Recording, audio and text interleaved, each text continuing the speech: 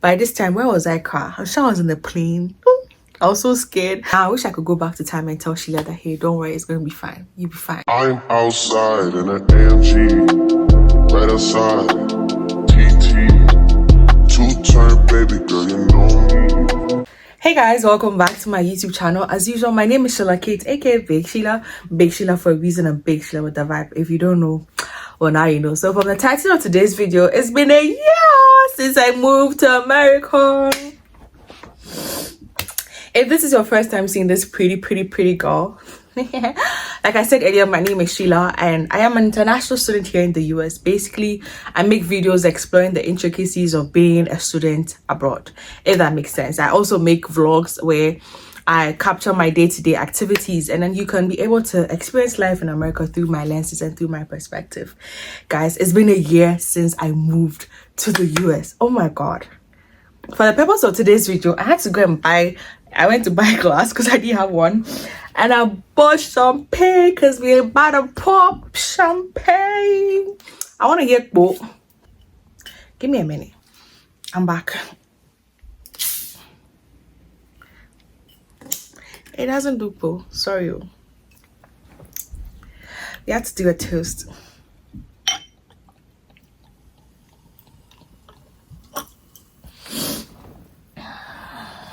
So, it's my first time doing the toast. I'm shy. Exactly a year ago, I took a leap of faith. I left everyone and everything I knew, and I left home. I traveled thousands and thousands of miles away. On this journey, I made some beautiful friendships. And I also lost some friends too, by the way. I cried, I laughed, I danced, I rejoiced. With every tear, there was a lesson learned.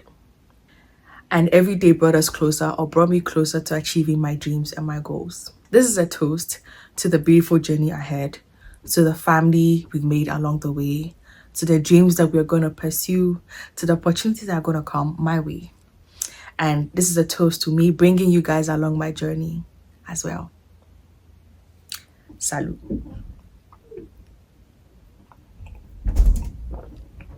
I'm sorry, that was a shitty excuse for a toast, but I tried. Okay? I try. So, guys, you're invited. I would have given you some, but you're not here. Anyways. So, it's been a year since I moved to the US, and it's been a ride. It's been a ride. A lot of ups, a lot of downs, and when I think about it, God has been faithful. When I think about it, He's been there. His grace has been sufficient. Like, you guys don't understand. I don't think I've actually ever told you guys everything. Like, I tell you some stuff, but I leave some stuff because obviously we have to be mysterious, you know. I don't tell you everything, but like a lot has gone down. Every step since that day has just showed me that God really is involved. And when I made that decision, at some point, even my immediate family members and people around me, they were like, oh, are you ready? How are you going to survive? Even when I tell people that, oh, when I was going for my visa interview, they were like, you don't even have scholarship. You don't have anything. You don't have any job, nothing. You just have admission. Who in their right senses that goes for a visa interview when they know they have nothing up their sleeves? So obviously I was discouraged and all of that. But when I think about it, it's not like they were hating. I feel like they were just talking out of a place of concern, because yeah, why would you do that? But you know, sometimes it's good to be stubborn in your faith though. Sometimes you need to have unwavering faith. I think that's the term. Because imagine if I listened to them. Imagine if I hadn't done what I wanted to do. Imagine if I'd gone like, yeah, it's true, I don't have anything, so let me try some other time. But I just went. I went, and I'm sure the visa officer was like, this girl, what's wrong with this girl? But then again, I got it. Even after that, when I came back, they were like, okay, how are you going to survive in the US? How are you going to pay your fees? Do you think it's easy paying fees in America? I was like, you know what, it's fine, I'll figure it out. That's literally what I told them. I'll figure it out when I get there. And I'll figure it out when I get there. That's what I kept saying. I'll figure out when I get there. And it's been God, Charlie, and I figured it out. I mean, I'm still figuring it out, but then it's better than before.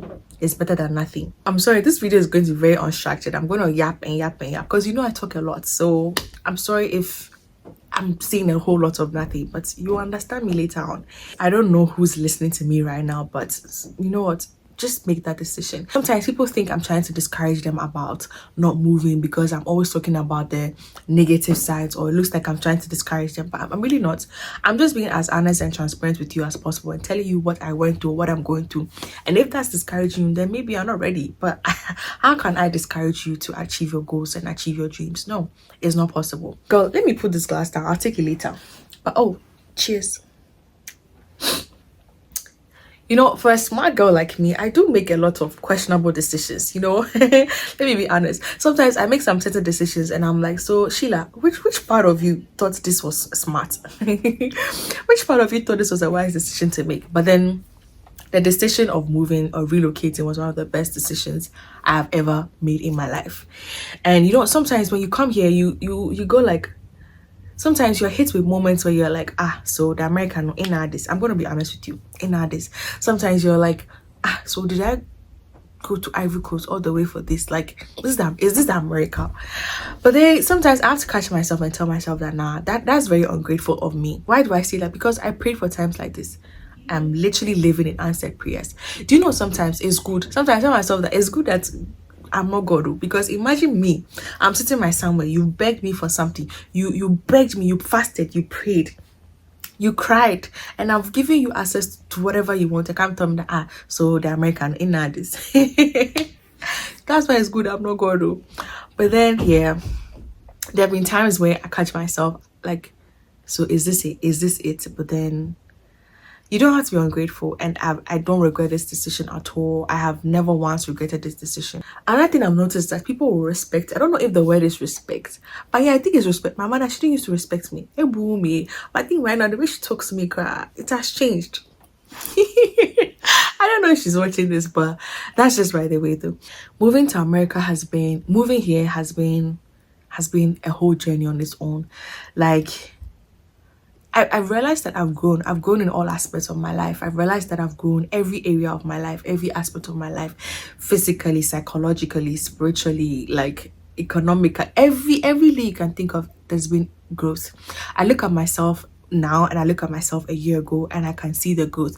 The growth is so immense, like it's so huge. I'm a Christian. I've always been a Christian. I was born in a Christian home. But then it took me moving here to realize that Charlie, I forhold God. I forhold God by his neck. I don't know how to explain it to you, but when you come, you understand. It took me moving here to realize that I needed to build a relationship, and not just any relationship, an intimate relationship with God. And I'm working on it. I'm a work in progress. But then sometimes I'm like, Sometimes certain things happen and I'm like, this one has to be God. Like, you go through certain things here and then you know that God was involved, Oluwa was involved, because it just doesn't make sense, you know. So I don't think I've mentioned, but I'm a last born. So when I was in Ghana, I was enjoying last baby things, you know. I never really worried. When I was in Ghana, I was just working about like that. I don't say I had no ambition or no goals, nothing. I was just there. I come, my mother has cooked, there's food in the house. I never had to worry about anything because everything was there. Like, I was dependent on people. Since moving here, I've learned to be independent. Like, because there's no one here. You have to live on your own. And living alone, adulthood in general is an extreme sport. And I had to learn that when I came here. And you come here, no one cares. Like I said, no one cares whether you're the last one. You have to pay your rent. You have to find something to eat. Don't get me started on eating, because you have to think about what to eat. In the morning, what would you eat for breakfast? In the afternoon, what would you eat? In the evening, I never had to think about what to eat because my mom was always there. Until I came here, you have to, that's a part of adulting I hate the most. Every day too, you have to try different foods and eat different things. But yeah, it's all good. I'm so grateful for that. Another thing I've noticed that you feel left out. Like, how do I say this? You know, I didn't really have a lot of friends back home, but I did have a couple of friends that I was hanging out with. We're going here, we're going there, church friends and all. Then when I moved, I don't know if it's the time difference and all of that. You can't really, it doesn't feel the same anymore. I don't know how to explain it. But then you see that your friends are moving on without you. You just be there watching. Like this Christmas, like this, my friends are here, they are here. I'm not saying they should stop living life because I'm away. I'm just saying that sometimes you feel like you feel you feel your friends are leaving you out. I don't know how to explain it, but your friends will do parties, they'll do events, they'll get married, some will give birth, and then you're here. If you're home, you'll be there, but then you're not there anymore. I don't know how to explain it. Same thing with your family too. Everybody's gonna live their life, they're gonna move on, whether you're there or you're not there. Your families, they're gonna celebrate birthdays, they're gonna do parties, they're going to go to church, and you won't be there. Then the closest you can get to them is through a video call. I mean, it doesn't feel the same, but sometimes it stings. I don't know how to explain it. Sometimes it stings. You don't really miss home, you just miss the people that make home. I don't know if you understand, but you have to be strong. You have to be strong and tell yourself that, yeah, it will get better. There's a reason why you're here, so it will get better. Homesickness. But funny enough, for me, I don't really miss home that much, because I do have a Ghanaian community here. So even though I miss home, it's just my family. But then I was telling my friends that I speak Trim here more than when I was in Ghana, because there are lots of Ghanaians over here. That's one thing I'm very grateful for. I have a family here, so I don't really feel left out. With the food and all of that, you will have to cook. You would have to cook. I think I made a video about cultural shocks too. If you haven't watched it, just go check it out. But then obviously there have been some culture shocks. Things are still shocking me. I was thinking that at some point I would have gotten used to it, but no. Every day there's a new cultural shock. Quite recently, I got involved in some 1 or 2 scuffles, and I'm like, this is not how I was in Ghana. But every day I still learn different things, and I'm like, oh, okay, this is how it works over here. One day I'll do a story time about that. It's very interesting. One day I'll do a story time about that. But yeah, you just have to keep learning. Like I said earlier, here is 1 on learning, relearning, and learning. That is one thing you need to understand. You have to unlearn everything you knew back in Ghana. You have to relearn, and then you still have to learn what you relearned. It's just a lot, but then you'll be fine. It comes to grad school, which is the main reason why I'm here. Like the main reason why I'm here. To be honest with you, it hasn't been that bad. Initially it was crazy because I didn't understand. But I think now I'm settling in, so I get the drill. I get how it goes like. And also I've had very supportive and wonderful people around me that make the journey less cumbersome and less stressful than it is. So yeah, if you haven't subscribed, please make sure you subscribe to my YouTube channel, and make sure you follow me on Instagram at @vanderpoel_. I'll put my Instagram handle over here so you can check me out. If I was given the chance to do this whole journey on this whole thing again, I'll definitely do it. But then this time around, I wish I'll be more prepared, because I feel like I just jumped and I just moved. So I'm learning along the way. But with other people I talk to, they do their research, they know what they're getting themselves involved in. Mine, I'm just going with the wind. When the wind blows me here, I go. When the wind blows me here, I go. So sometimes you guys might ask me certain questions, and myself, I don't even know, because I'm still now trying to figure it out. So like I said, if I was supposed to do this thing over again, I would probably take my time and do my research, because most of the things I went through, if I'd done my research, I probably wouldn't have gone through that. But then again, I'm grateful for the things I went through, because then it's giving me a story to tell. And then you're enjoying me, I'm also enjoying you. You're watching me, do you understand? So yeah, that's one thing I'm grateful for. I'm grateful for the opportunity to be able to help people. You know, I do my best. I don't know everything, so I do my best to help you out. So you guys should bear with me. Once again, I keep saying I'm not a visa agent. I am not a consultant, nothing. I'm just someone who tried and it worked for her. So when you're asking me certain questions that I haven't gone through, it'll be hard for me to give you help that you need. But if you're asking me something I've gone through, yeah, the assistant will be very swift. So please take it easy on me, okay? Take it easy on me. Yeah, what else? Also, along the line, you might lose some friends. A lot of people will think that, oh, since you've gone to America, when they text you, don't mind them. But the funny thing is that most of the people that are texting me, when I was in Ghana, you're not minding me. You're not minding me. So that's also another thing altogether.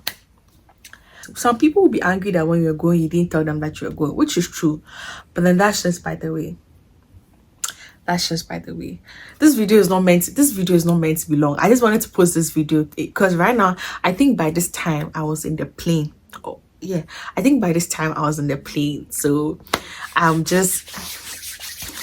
was supposed to leave on the 22nd. If you haven't watched my travel prep, please go and watch it. Please go and watch it, because that was very interesting and funny. But I was supposed to leave on the 26th. Then something happened. You know, if you're an OG, you know what happened. Then eventually I left on the 26th. Yeah, I think I got here around 27th ish thereabouts. So I wanted to make this video and post it 27th, so that I don't know, I just wanted to post it on the 27th. By this time, where was I? I'm sure I was in the plane. I was so scared. I was so nervous. I was so scared. I was so nervous. I didn't know. I wish I could go back. Like now, I wish I could go back to time and tell Sheila that, hey, don't worry, it's gonna be fine. You'll be fine. Don't worry. But anyways, it's just one of those days. So this video is very all over the place. I just wanted to make a video to remember my first time stepping into America. And yeah, if you've watched me to this far, please just subscribe. Okay, at this point, you like me, I like you. Just subscribe to my YouTube channel.